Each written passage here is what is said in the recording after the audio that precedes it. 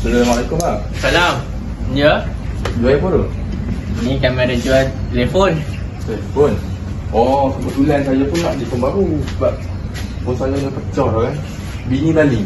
Bini baling. Bini gaduh-gaduh dengan bini yang kedua tu. Dia baling phone. Pecah lah. Sudah punah dah. Bila nak cari lah ada phone lah. Ada jual phone murah kat sini. Ini kami ada promosi. Promosi. Promosi ya. Ini sebab abang Mai kat customer ni promosi lah. Promosi. Okey. Ini kami ada phone lah. Sebagai abang phone ni lah. Ni iPhone 13 kami nak jual kat abang 500. Tapi promosi ni bagi 400.5. Apa semua? Murah. Tak mana? Ini model lama dah kan model ni? 2022. 2022. Sebab saya ada pergi kedai tu. Dia jual 4,000 phone ni. 4,000. Oh. Ni kira macam mana? Tertipu saya ke macam mana? Tu kiranya ada unsur menipu ada kat tu. Unsur menipu lah. Sepatutnya harga market dia turun dah. Turun dah. Video mahal lah tu. Turun lah. Oh, siap baik saya tak beli tadi. Yang ni okey ni pun. Oh, yang ni lagi okey bang. Okey. Ni saya tolak abang daripada 300 jadi 230. Oh, ada diskaun? Ada diskaun. Oh, kebetulan saya duit tak ada lah. Duit tak ada lah. Duit tak ada. Aduh, kalau yang ni pula berapa? Abang tak ada duit ke ni? Okey, oh yang ni cun-cun Cina lah. Cun-cun Cina.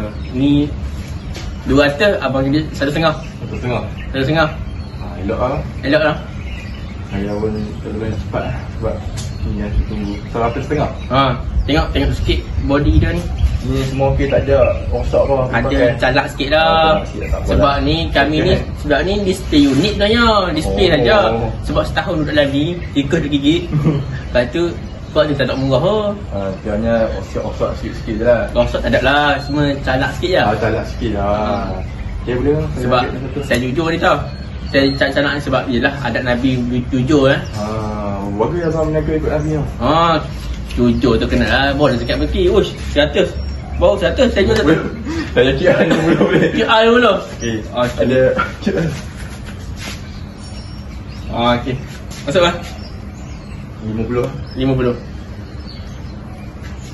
Okay bang. Okey. Okey bang. Saya beli lah dengan harga tu. Saya jual lah. Terima kasih sebab datang lah. Okey, baik. Okey, Allah. Saya balik dulu bang. Tak balik. Hati-hati. Tu lah di kajuh depan ni. Tengok kedai lah. Tutup dah. Dah ada orang beli. Okey.